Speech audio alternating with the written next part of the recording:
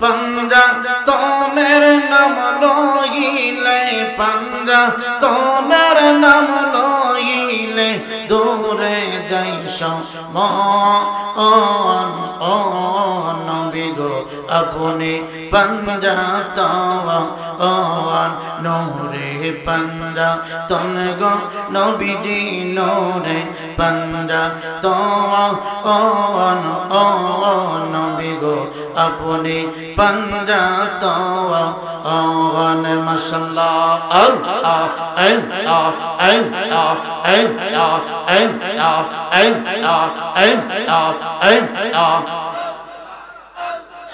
আসমান জমিন চন্দ্র সূর্য নাছিল যখন আসমান জমিন চন্দ্র সূর্য নাছিল যখন আল্লাহ পাকের কুদরত দিয়া আল্লাহ পাকের কুদরত দিয়া সাজাই পাঞ্জা তো नबी गो अपने पंजा तो माशाल्लाह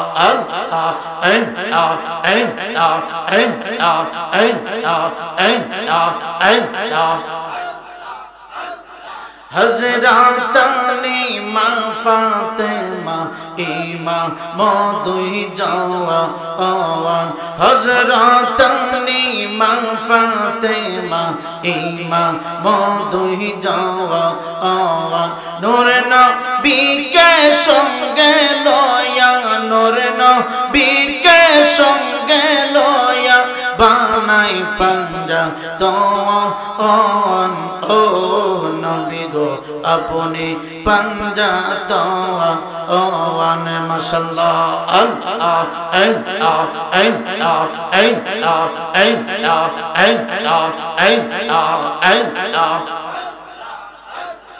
अपने पंजा तन गो नबी जी अपने पंजा तो नबी गो अपने पंजा तो मरहबा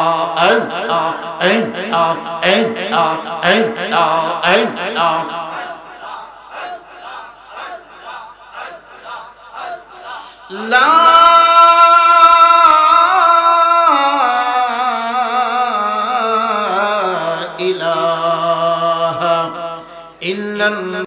কিন্তু আমাদের কথাগুলো যারা অল বিশ্বে তারা সিটিয়ে সরিয়ে দিচ্ছে মুহূর্তের মধ্যে তাদের নিজের পকেটের টাকা ব্যয় করে তারা এখানে উপস্থিত হয়েছেন। এর জন্য সুন্নিয়তের পক্ষে যতগুলো মিডিয়া কাজ করে তাদের জন্য আমাদের পক্ষ থেকে দোয়ার দরকার আছে না নাই? জোরে বলেন আছে না নাই? শুধু আজকের মাহফিল নয়, ভবিষ্যতে যতগুলি প্রোগ্রাম হবে যদি আপনারা মিডিয়ার কোনো ভাই দেখেন চেষ্টা করবেন আমাদের প্লেটের খাবারগুলো তাদেরকে খাওয়ানোর জন্য। কারণ আমাদেরকে যেইভাবে আপনারা সম্মান ইজ্জত করেন এর 3 ভাগের 1 ভাগও যদি এদেরকে একটু সম্মান ইজ্জত করেন সুন্নিয়তের কথাগুলো আরো বহু দূর পর্যন্ত তারা দ্রুত গতিতে পৌঁছানোর চেষ্টা করবে। কথা বলেন ঠিক কিনা?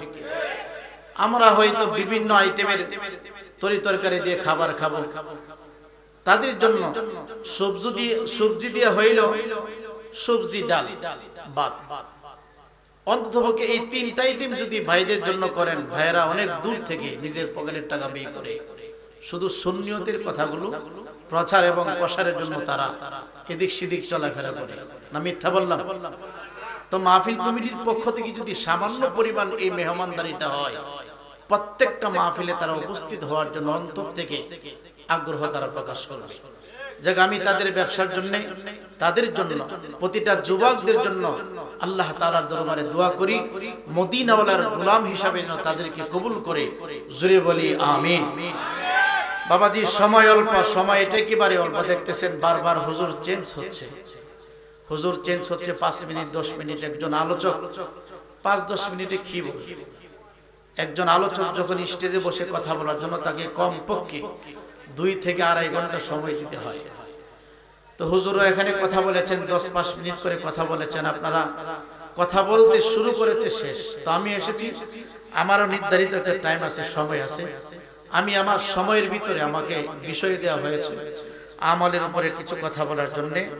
আমল পাশাপাশি শানের সালাত, দেখি দুইটা বিষয়ের উপরে সামান্য সময়ের ভিতরে কিছু কথা বলার চেষ্টা করব, বলেন ইনশাআল্লাহ। আমি বলবো আমলের নিয়তে, আপনারা যারা শুনবেন আমলের নিয়তে শুনবেন, কারণ আমরা ওয়াজ মাহফিল করি, আপনারা ওয়াজ মাহফিল শুনেন, কিন্তু আমাদের দাস, আমাদের তাসির এখনো কোনো পরিবর্তন হচ্ছে না। আমরা কিন্তু একটা বন্দিশালার ভিতরে পড়ে আছি। আমরা কোথায় পড়ে আছি? বন্দিশালা। আমাদেরকে নিয়ে কিছু পাবলিক খেলাধুলা করে, আমাদেরকে নিয়ে পাবলিক কি করে? খেলাধুলা করে। এতদিন একটা বন্দিশালার ভিতরে আমরা আবদ্ধ ছিলাম, এখন কিছুদিনের জন্য আমরা ছাড়া পেয়েছি। আমার মন বলছে এখনো আমরা আরেকটা বন্দিশালার ভিতরে পড়ে গেছি। কথা বলেন ঠিক কিনা? সাধারণ পাবলিকের অস্তিত্ব শেষ, সাধারণ জনগণের অস্তিত্ব কি শেষ? সাধারণ পাবলিকের অস্তিত্ব শেষ। তো আমরা আল্লাহ তাআলার কাছে দোয়া করি, আল্লাহ বাংলাদেশের জন্য এমন একজন ব্যক্তির ব্যবস্থা করেন যার দ্বারা গরিব দুঃখী অসহায় মানুষের জন্য ব্যবস্থা করা হবে। উপরে রবেল থেকে যা বাজেট করা হয়, কবরস্থানের বাজেট আজকে পেটের ভিতরে চলে যায়, মসজিদের বাজেট কবর পেটের ভিতরে যায়, রাস্তার বাজেট পেটের ভিতরে যায়, গরিব মিসকিন অসহায় ইতিম বাচ্চাদের মাল পেটের ভিতরে ঢুকে। কথা বলেন ঠিক কিনা? জোরে বলেন ঠিক কিনা? আমি আর আপনি তাদেরকে মারহাবা দিয়ে তাদেরকে সংসদ ভবন পর্যন্ত পাঠাই, কিন্তু আমাদেরকে তারা লুটে পুটে খাচ্ছে।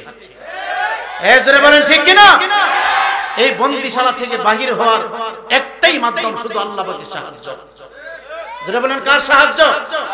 আল্লাহ তাআলার সাহায্য। দেখেন ধর্মীয় অনুষ্ঠান হবে, পূর্বে যেমন অনুমতির প্রয়োজন ছিল, এখনো বর্তমানে দেশে তো কোনো সরকার নাই, তারপরেও অনুমতি ছাড়া মাহফিল হয় না।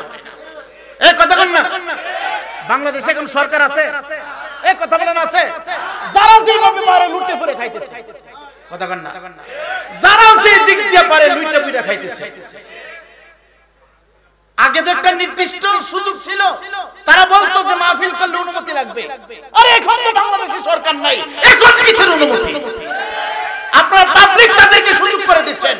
আপনার বাবার টাকায় মাহফিল হবে, আপনার গ্রামদারের টাকায় মাহফিল হবে, আপনার ইউনিয়নের মাহফিল হবে, কিসের আমার অনুমতি? অনুমতি দেওয়া লাগবে না, সুতার বাড়ি দিতে হবে।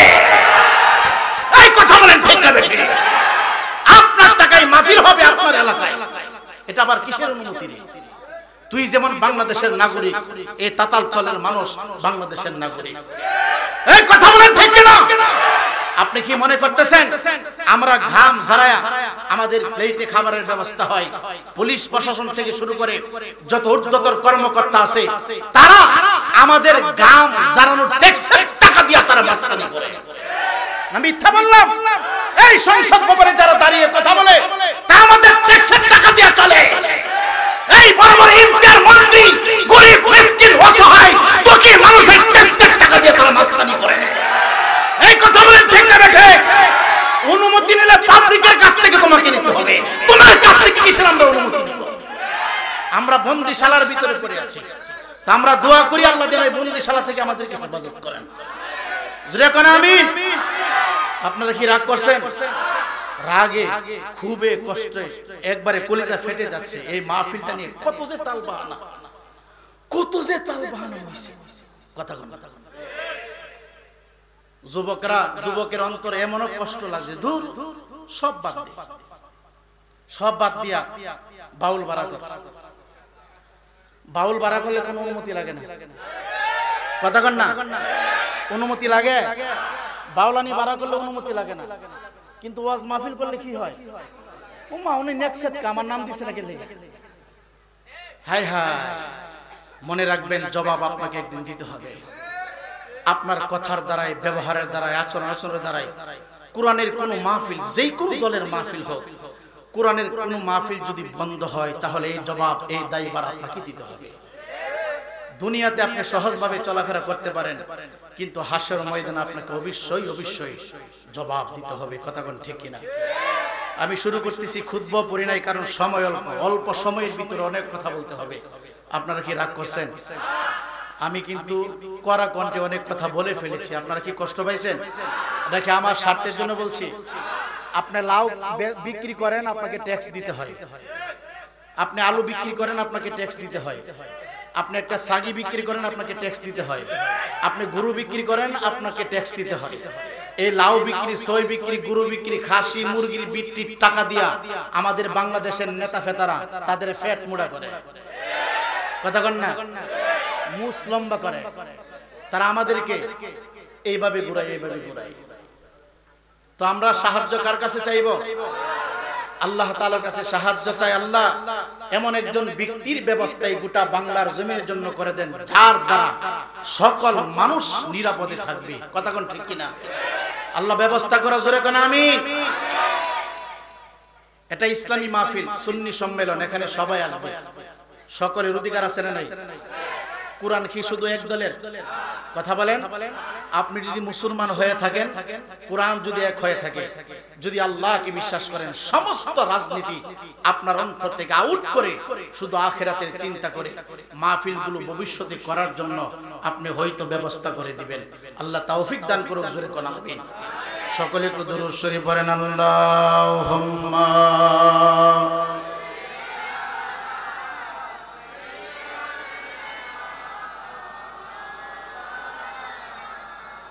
মুহাম্মাদ ওয়ালা আলিহি। চাঁদ আমাদের মাথার উপরে উদিত হয়েছে রে ভাই। এই চাঁদ হলো শান্তির চাঁদ, এই চাঁদ হলো রহমতের চাঁদ, এই চাঁদ হলো বরকতের চাঁদ। কেন আমার আল্লাহ বলে, ওয়া মা আরসালনাকা ইল্লা রাহমাতান লিল আলামিন।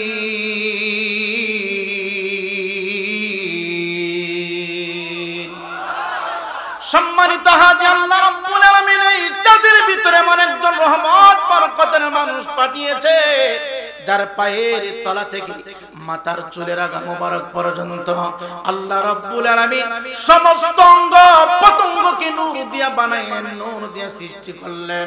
হাদিস শরীফে আছে, রে বাবা, আমার নবীকে যদি আল্লাহ রাব্বুল আলামিন সৃষ্টি না করতেন, এত চমৎকার পরিবেশ আমরা পাইতাম না।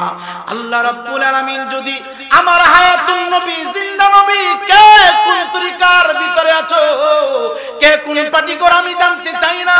ও মুসলমান, তুমি শুনো, তুমি যদি কালমা পড়ে থাকো আর তোমার তাকদীর ভালো, তোমার নসিব ভালো, আব্বা যে আদম থেকে শুরু করে পয়গম্বর ঈসা রূহুল্লাহ পর্যন্ত আল্লাহ রাব্বুল আলামিন এই জগতের ভিতরে অসংখ্য গণিত নবী রাসূল পাঠিয়েছেন। সমস্ত নবী এবং রাসূলগণের মর্যাদা যদি একদিকে রেখে দেওয়া হয়, হায়াতুন নবী, জিন্দা নবী, রহমতের নবীর মাকাম যদি এক পাল্লায় রেখে দেওয়া হয়, হায়াতুন নবী, জিন্দা নবী শান-ও-মান যদি একদিকে রেখে দেওয়া হয়, সমস্ত নবী এবং রাসূলগণের মর্যাদা ডাউন হয়ে যাবে। আমার নবীর মর্যাদা আল্লাহর দরবারে শ্রেষ্ঠ হয়ে যাবে। চিৎকার দিয়ে বলেন আল্লাহু আকবার। ইমানদার মুসলমান বাবা গো,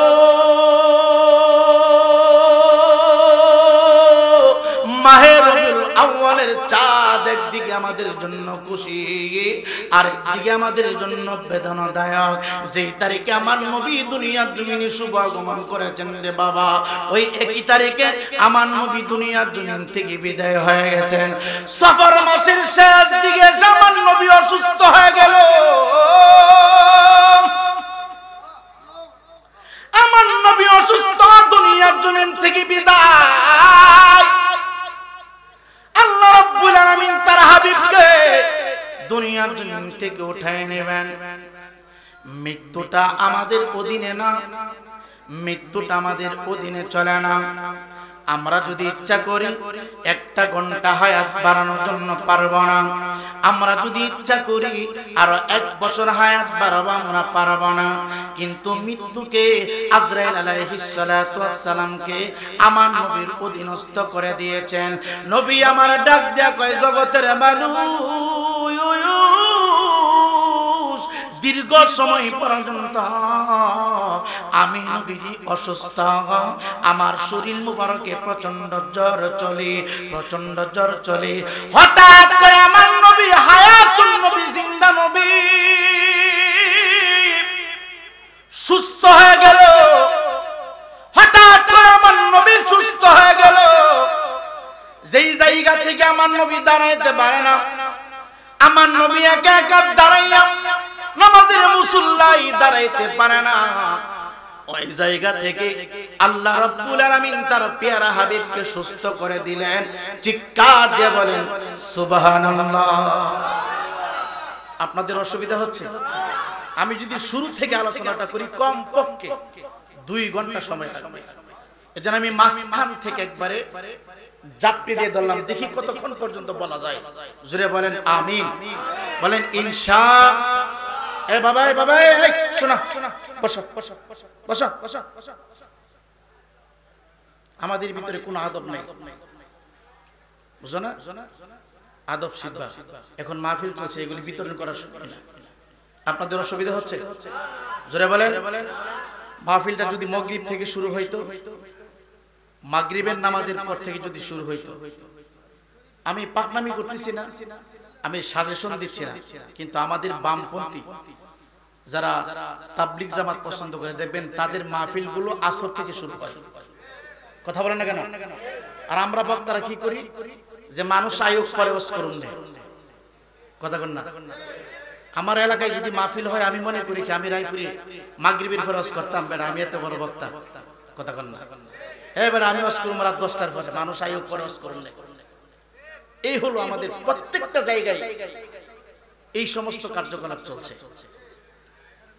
আমরা নিজেকে খাটু বানাতে পারি না, আমরা নিজেকে নিচু করতে পারি না, আমরা নিজেকে অনেক বড় মনে করি। মনে রাখবেন, নিজে যাকে বড় বলে সেই বড় নয়, মানুষ যাকে মেনে নিয়েছে সেই তো বড় হবে। কথা বলেন ঠিক কিনা? এর জন্য ভাই, এই যুবক ভাইরা, বাবা আপনারা যারা আছেন, যেহেতু বসার জায়গা আছে, একটু বসে যান। বসলে সুন্দর হবে বাবা, বসেন, সবাই বসেন, একটু বসে যান, অনুরোধ করতেছি, প্লিজ বসেন। ভাই আপনি আমার নবীর প্রেমিক, আপনার পা ধরতেছি, নবীর গোলাম হিসাবে আপনি বসেন। ফ্যান্ডেলের ভিতরে কেউ দাঁড়িয়ে থাকবে না, সবাই বসে যান, সবাই বসে যান, সবাই বসে, সবাই বসে। সকলে দুরূদ শরীফ পড়েন, আল্লাহুম্মা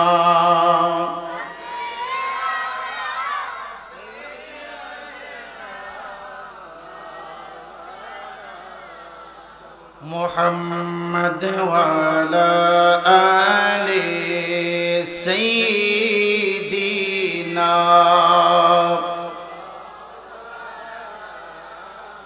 রবিউল আউয়ালে পাখিরা গায়ে ডালে, ফুলেরা সব হেসে খেলে বসন্ত ছড়ায়, ফুলেরা সব হেসে খেলে বসন্ত ছড়ায়।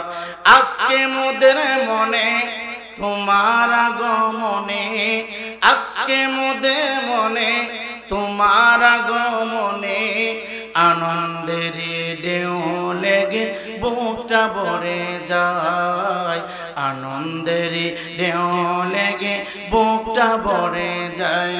বলুন রবিউল আউয়ালে পাখিরা গায়ে ডালে, ফুলেরা সব হেসে গেলে বসন্ত ছড়ায়। ইমানদার মুসলমান যুবক, আমি আমার জবাব আল্লাহর দরবারে পাইতে মাই দিতে হবে রে বাবা। আমি রায়পুরের পুরোটা জিন্দেগির হিসাব আল্লাহর দরবারে একদিন দিতে হবে।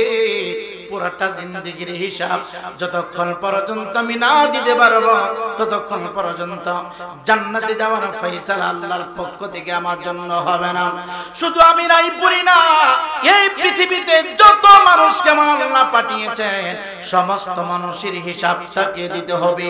আমার হিসাব এই মাহফিল কমিটি দিবে না, আমার হিসাব আমার মা দিবে না, আমার হিসাব আমার বাবা দিবে না। এ যুবক ভাই, যুবক ভাই, মেম্বারের হিসাব হিসাব চেয়ারম্যান দিবে না, চেয়ারম্যানের হিসাব এমপি দিবে না, এমপির হিসাব মন্ত্রী দিবে না, মেম্বার সাহেবের হিসাব মেম্বারকে পাই টু পাই করে দিতে হবে। রায়পুরি বক্তা হয়েছে, তার হিসাব তাকে দিতে হবে। আপনারা যারা শ্রোতা হয়ে আসলেন, আপনার হিসাব আপনাকে দিতে হবে। নবী আমার ডাক দেখো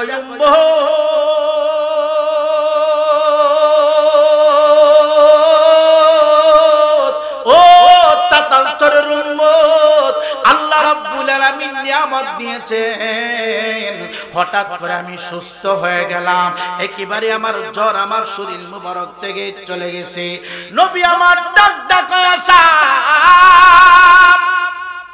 এতদিন পর্যন্ত আমার শরীর মুবারকে প্রচন্ড জ্বর, আমি বিছানা থেকে দাঁড়াইতে পারি না, আমি বসা থেকে দাঁড়াইতে পারি না, আমি একা একা মসজিদের জামাতে অংশগ্রহণ করতে পারি না।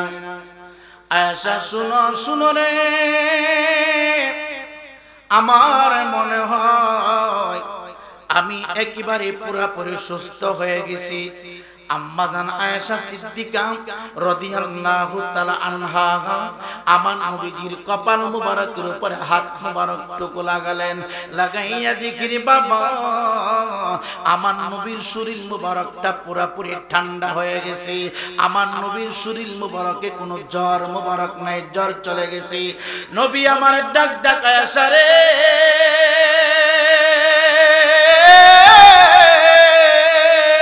আমি ফজরের জামাত আদায় করে হুজরা মুবারকে আসতেছি, আর তুমি এই দিক দিয়ে পানি গরম করো।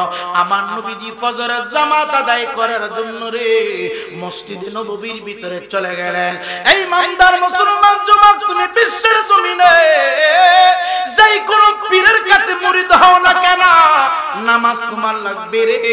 আজকে বাংলাদেশের মসজিদগুলো অনেক জায়গায় ফাঁকা হয়ে যাচ্ছে, মসজিদগুলো খালি হয়ে যাচ্ছে।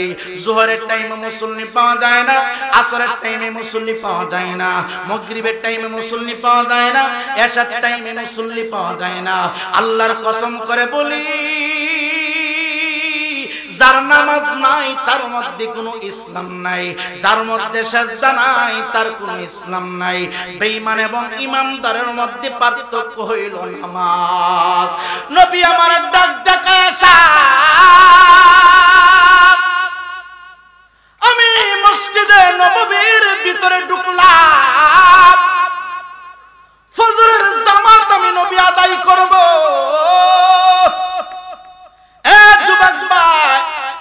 হাজার হাজার সাহাবী আমার নবীকে ইমাম বানাইয়া ফজরের জামাত আদায় করলেন। সাহাবায়ে কেরামের মনের মধ্যে খুশি রে বাবা, সাহাবায়ে কেরামের মনের ভিতরে অনেক খুশি। আমার নবী সুস্থ হয়ে গেছে, আমার নবী সুস্থ হয়ে গেছে। ইমানদার মুসলমান বাবা গো, আমার নবীজি মসজিদে নববী থেকে জামাত শেষ করিয়া হুজরা মুবারকে আসলেন। আম্মা জান আয়েশা সিদ্দিকা রাদিয়াল্লাহু তাআলা আনহা নিজের হাত দিয়া গো মা স্বামীর জন্য, রহমতের নবীর জন্য কুসুম গরম পানি করলেন। এই জন্য তাতালচরের আমি আমার মাকে বলবো, মা শুধু রায়পুরীর ওয়াজ শুনলে চলবে না, বক্তাদের ওয়াজ শুনলে চলবে না। যাই না রাখো বুঝা রাখো, তোমার স্বামী যদি তোমার প্রতি অসন্তুষ্ট হয়ে যায়, সাজদা আল্লাহর দরবারে কবুল হবে না, মাহফিল আল্লাহর দরবারে কবুল হবে না। ও মা, তুমি মাঝে মাঝে স্বামীর উজুর পানিটা গায়া দিবা গো মা, মাঝে মাঝে তোমার হাত দিয়া স্বামীকে গোসল করায়া দিবা। স্বামীর গায়ের পোশাকগুলো মা তোমার নিজের হাত দিয়ে ধৌত করে দিবা, পরিষ্কার করে দিবা। তোমার মৃত্যুর পরে সবচেয়ে উত্তম শ্রেষ্ঠ দোয়া গো মা, তোমার মৃত্যুর পরে তোমার স্বামী যদি কবরের পাশে দাঁড়াইয়া বলে, আল্লাহ আমি আমার বিবির প্রতি সন্তুষ্ট ছিলাম, আমার বিবির প্রতি আমি রাজি এবং খুশি ছিলাম, তুমি রাজি খুশি হয়ে যাও, এই কথা বলতে দেরি হবে। বিবির কবর স্বামীর কবর আমার আল্লাহ ফুলের বাগান বানাইতে দেরি করবে না। চিৎকার দিয়ে বলেন আল্লাহু আকবার। আম্মা জান আয়েশা সিদ্দিকা নিজে পানি গরম করলেন, নবীজি গোসল মুবারক করলো। গোসল মুবারক করে নবীজির মাথা মুবারকের চুল মুবারক বাবরি ছিল রে বাবা, চুলগুলি চিরুনি দিয়ে অনেক সুন্দর করে গোছানো হলো। নবী আমার চোখের মধ্যে সুরমা লাগালেন। আমার নবীজি জয়তুনের তেল চুল মুবারকের ভিতরে লাগায় দিলেন। আমার নবীজি শরীর মুবারকে তেল মালিশ করলেন রে বাবা। একেবারে সুস্থ সুন্দর পোশাক পরিধান করলেন। ডাক দিয়া কয়, হাসান কোথায় রে, হুসাইন কোথায় রে, ও আলী তুমি কোথায়, ও ফাতেমা কোথায় রে? তাদেরকে খবর দেয়া হলো রে বাবা। আমার নবীজি সকাল বেলা রুটি নাস্তা করলেন, রুটি নাস্তা করলেন। আমার নবীজি সবাইকে নিয়ে নাস্তা করলেন রে বাবা। আমার নবীজি নাস্তা করার পরে রে বাবা, ডান দিকে মাওলা আলী, যুবক ভাই একদিকে মাওলা হাসান, অন্যদিকে মাওলা হুসাইন, সামনে বসা খাতুনে জান্নাত ফাতেমাতুজ জোহরা রাদিয়াল্লাহু তাআলা আনহা। আমার নবীজি নাস্তা করলেন। আমার নবীজি সকাল বেলা ঘুম থেকে উঠলে গোসল করলেন, ফজরের নামাজ পড়লেন, সুস্থ হয়ে গেলেন। এই খবরটা গোটা মদিনাতুল মুনাওয়ারায়, মক্কাতুল মুকাররমায় প্রত্যেকটা অলিতে গলিতে ছিটায় ছড়ায় পড়ছে। এ যুবক ভাই সাহাবায়ে কেরাম আমার নবীরে কত ভালোবাসতো রে, আমার নবীরে কত মহব্বত করত। আমার নবীজি এতদিন অসুস্থ ছিলেন, এখন সুস্থ হইল। এই সংবাদ গোটা মদিনায় ছিটায় ছড়ায় পড়ল। আবু বকর বড় খুশি, আবু বকর বড় খুশি, আবু বকর খুশি হইয়া রে বাবা আবু বকরের কাছ থেকে ৭,০০০ দিরহাম আল্লাহ রাস্তায় বিলীন করে দিলেন। চিৎকার দিয়ে বলেন আল্লাহু আকবার। ইমানদার মুসলমান বাবা,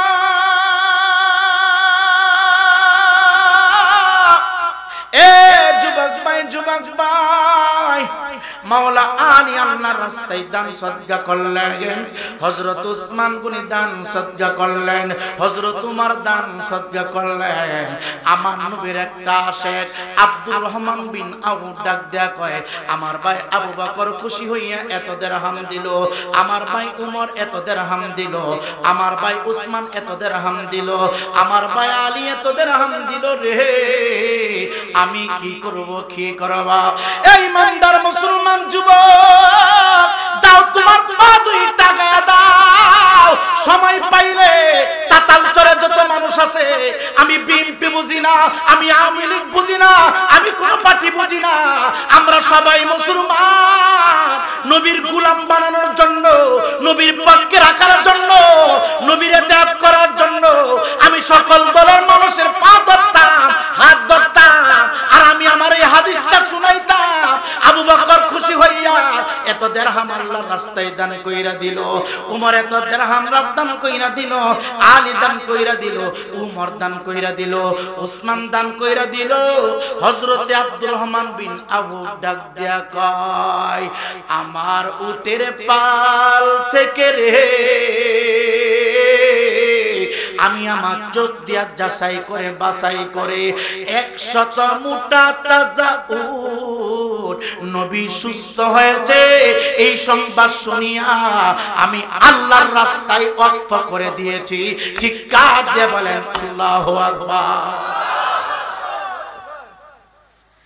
হে যুবক ভাই, উটকে মরুভূমির জাহাজ বলা হয়। বর্তমানে যার কয়েকটা পাইবে, যার কয়েকটা মোটর সাইকেল আছে, অনেক ভিআইপি পারসন মনে হয়। যুবক ভাই, একটা উট কিনতে গেলে কম পক্ষে ১০ লক্ষ টাকার প্রয়োজন হয়। এখন চিন্তা করেন, নবীর মহব্বতে খুশি হইয়া ১০০ উট আল্লাহর নামে ওয়াকফ করে দিলেন। 100 উটের দাম কত হবে রে বাবা? একটু চিন্তা করলেন না, একটু চিন্তা করলেন না। দিনটা চলে গেল, আসরের নামাজের পর থেকে আবার পুনরায় আমার নবীজির শরীর মুবারকে পুনরায় জ্বর চলে আসছে। আমার নবীর শরীর মুবারকে কম্পন শুরু হয়ে গেছে। কষ্ট করে আমার নবীজি মসজিদে নববীর মিম্বারের সামনে দাঁড়ালেন।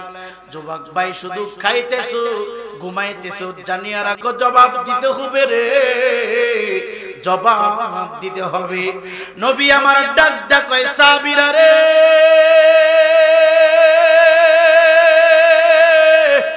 আমি নবী মনে হয় থাকবো না, আল্লাহর মুহাম্মদের আমি নবী চলে যাব। আল্লাহ আমার দিদারের জন্য অপেক্ষা করতেছে। আমি নবী ইচ্ছা করলে থাকতে পারতাম, আমি নবী থাকবো না, আল্লাহ আমার দিদারের অপেক্ষায় রয়েছে। ও সাহাবায়ে কেরাম, অল্প দিনের ভিতরে সমস্ত উম্মতি দিম হয়ে যাইব। ও সাহাবীরা, তোমরা শুনো, এই মসজিদ নববীর ভিতরে কান্নার রোল পড়ে যাবে।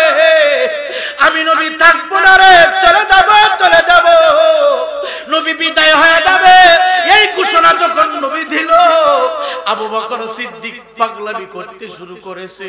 আবু বকর ডাক ডাক কয়, নবী গো,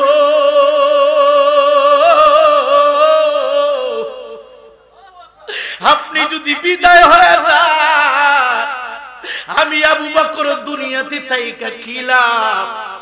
আমিও আপনার সাথে চলে যাব। উমর ডাক ডাক কয়, নবী গো, আপনি যদি বিদায় হয়ে যান, আমি আমার দুনিয়াতে বেঁচে থেকে লাভ কি?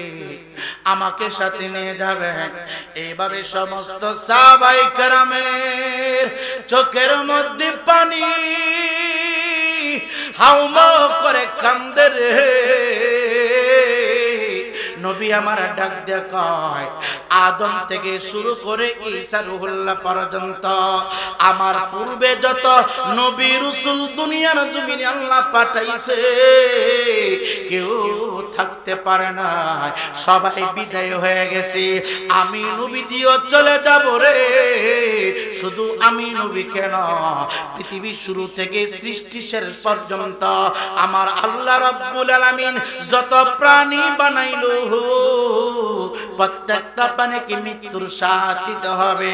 ডাক দিয়া কই, সাহাবীরা কান্না বন্ধ করে দাও, আমি নবীর কথাগুলো মনোযোগ দিয়ে শুনো। আমার নবী হায়াতুন নবী, জিন্দা নবী, মসজিদে নববীর সামনে ভিতরে মিম্বারের সামনে দাঁড়াইয়া ডান হাতে লাঠি মুবারকের উপরে ভর করে এবার ডাক দেয়া কয়, সাহাবীরা রে,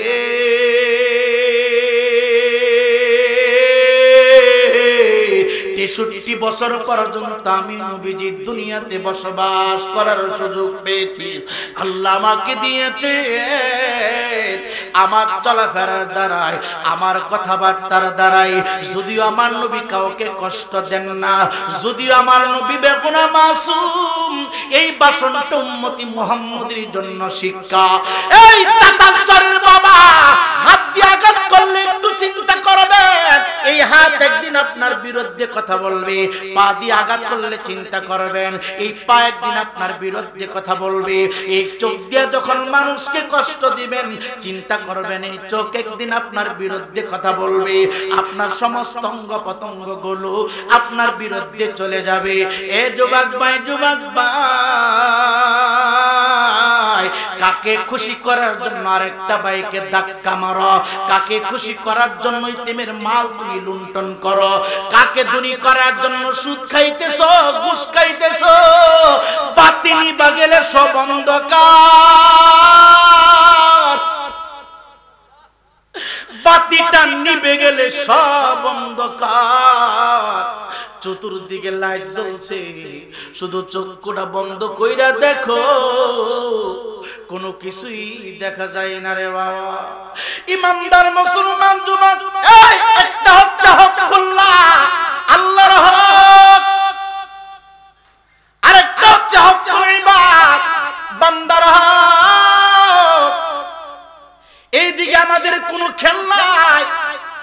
এতিমের মাল মাইরা আমি হজ করি, কথা কন না, কবরস্থানের টাকা মাইরা আমি উমরা করি, কথা কন না, মসজিদের জন্য বাজেটের টাকা মাইরা আমি হজ করি, লাগাইছে সেই আলহাজ, কথা কন না, লাগাইছে কি, অথচ হে কিছুদিন আগে কবরস্থানের বাজেটটা খাইছে, কথা কন না।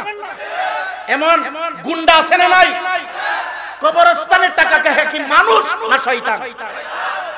মসজিদের বাজেট হে দিন লাইছে, মসজিদের বাজেট তার পেটের ভিতরে, কথা কন না। বিধবা নারীর টাকা তার পেটের ভিতরে, গরিবের জন্য বাথরুম আছে, বাথরুম, এই বাথরুমের টাকা তার পেটের ভিতরে, কথা কন না। তাহলে বোঝা যায় হ্যাঁ বুয়া খা, কথা কন না। কবরস্থানের মরা হাড্ডিও খা, মসজিদের মাটিও খা, হ্যাঁ কি মানুষ? আরে শয়তানের পেটে দেখে শুনে খা। আপনি রাগ করতেছেন, কষ্ট হইতেছে, কষ্ট পাবেন না ভাই। একদিন সবাইকে চলে যেতে হবে, জবাব আপনাকে দিতে হবে, জবাব দিতে হবে। কত নেতা, কত পালোয়ান, কত ক্ষমতাশালী দুনিয়া থেকে আউট, কথা কন না। সবাইকে আউট, একদিন আমিও চলে যাব। আল্লাহ আমাদের সকলকে সহি বুঝ দান করে, জোরে করে আমিন। সকলে কুদরত শরীফ পড়েন, আল্লাহুম্মা